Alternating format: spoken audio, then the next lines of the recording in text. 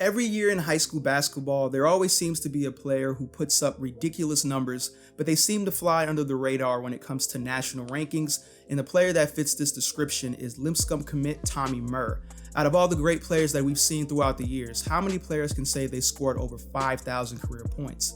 Tommy became the fourth player in high school basketball history to achieve this goal, while also becoming Alabama's all-time leading scorer. Clearly, the kid could score the ball, but it makes you wonder how a career 30-point per game scorer is only considered a 3-star prospect across all recruiting platforms. Many people chalk it up to the poor competition that he played throughout his high school career, but Tommy also participated in the 2019 EYBL circuit, and he actually put up some big scoring performances against elite competition. So, after watching film on Tommy during his senior year at Lindsay Lane Christian, I believe I figured out the reason why he's so undervalued in the national rankings. But let's take a real in-depth look at Tommy's game in this breakdown.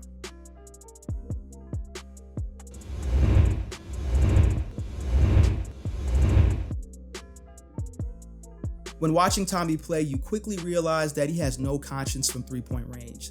He is a career 40% three-point shooter, which is very impressive for a player who attempts around 12 three-pointers per game.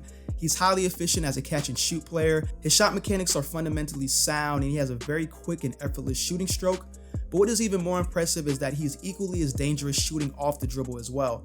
Tommy is a threat to shoot the ball as soon as he crosses half court, making a lot of his tray balls pulling up in transition.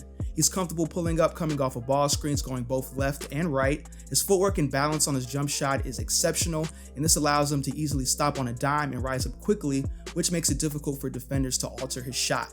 Tommy's mid-range game is also very efficient. He definitely has improved over the years at picking his spots from around 15 feet.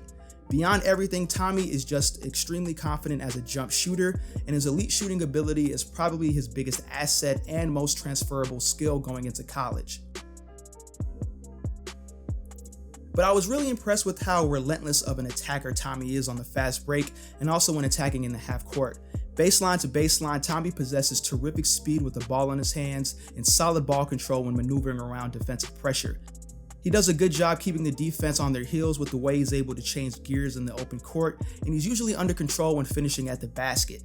But Tommy is even harder to contain when attacking in the half court despite lacking elite size and athleticism at the combo guard position. I was really surprised at how explosive his first step is off the dribble. Tommy is actually a very tough cover in one-on-one situations. He has a slick handle and a lot of wiggle in his game, and in return that allows him to shift or freeze the defense when creating with the ball in his hands. In the lane, Tommy rarely shies away from physicality. He consistently leans in with his body to not only absorb contact, but to also protect the ball when finishing at the rim. Around the basket, he primarily likes to finish with his right hand, but he is capable of some really crafty finishes to get around the longer arms in the paint. He's even shown the ability to knock down difficult runners and floaters right in the teeth of the defense. Now, I will acknowledge that Tommy was a lot more efficient around the basket playing for his high school team than on the EYBL, but when Tommy is in a groove offensively, even the elite players on the EYBL circuit had a tough time slowing him down, and he went off for a few 20-plus point games for Alabama Fusion. So we've established that Tommy can flat out score the ball, but standing just a hair over 6 feet, he will most likely play a point guard role in college. The good news about this is Tommy has shown flashes of his passing ability despite his score-first mindset. He did not have the best talent on his high school team, which plays a part in his low assist numbers, but Tommy has shown the ability to make the right pass, pushing the tempo in transition, and also when creating in the half-court set. It will be interesting to see if Tommy is capable of orchestrating the offense at the college level. He's been a scorer his entire high school career, but I think if he really puts his mind to it, he could develop into a solid point guard.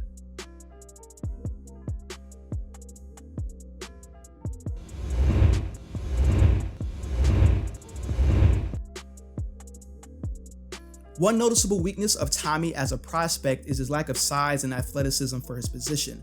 It's very possible that Tommy may be a liability on defense at the next level, not necessarily because of his effort. Tommy did have high steal numbers his senior year, but he will most likely get overpowered by bigger guards at the next level, like in this clip right here. His lack of athleticism is also noticeable when finishing versus length in the paint. Tommy has no problem getting to the basket, but he does struggle converting at the rim versus longer players, and this weakness was more evident when he played on the EYBL circuit. He will need to utilize his floater more often at the next level if he wants to be more efficient scoring the ball at the rim. Another area of improvement for Tommy is his shot selection, which should come to no surprise. When a high schooler is averaging 40 points per game, you can expect for that player to force the issue on offense, but a lot of the shots Tommy attempts will not fly at the next level. Now, Tommy had the ultimate green light for Lindsey Lane Christian, which is coached by his father, but that most likely will not be the case in college, and Tommy is going to have to learn how to pick his spots better when scoring the ball. He's no stranger to forcing up jump shots under a lot of defensive pressure instead of just kicking it out to the open man. I do understand the talent on his high school team was subpar, but in almost every game he played his senior year, he had several moments that were just flat out selfish. Lastly, Tommy will really need to improve his decision making as a point guard. Is he capable of one day becoming a solid floor general? Absolutely. Tommy does have a good basketball IQ and he is capable of making the right basketball play, but he still has a long way to go as a facilitator. Tommy really struggles with tunnel vision, and that causes him to consistently miss the open man, and even when he is looking to facilitate, his passes are sometimes off the mark and forced. The learning curve may be tough for Tommy, especially during his freshman year at Lipscomb, but I do believe he is talented enough to one day figure things out. Well, here's my verdict. Tommy is a high-level scorer that has the potential to break a lot of scoring records at Lipscomb. I understand the competition he played in high school is not elite, but to score over 5,000 points in your high school career with below average size and athleticism is still really impressive. When you watch Tommy play, it's obvious that the kid is skilled offensively. He can shoot from anywhere on the floor, and he has the ability to break down the defense, get to the basket, and score. Now, he still has a lot of room for improvement, just like any other high school prospect, but I think if Tommy would have played on a shoot circuit throughout his high school career, his ranking would have been much higher. But regardless, Tommy is still a Division I basketball player, and I really hope to see him flourish at the next level.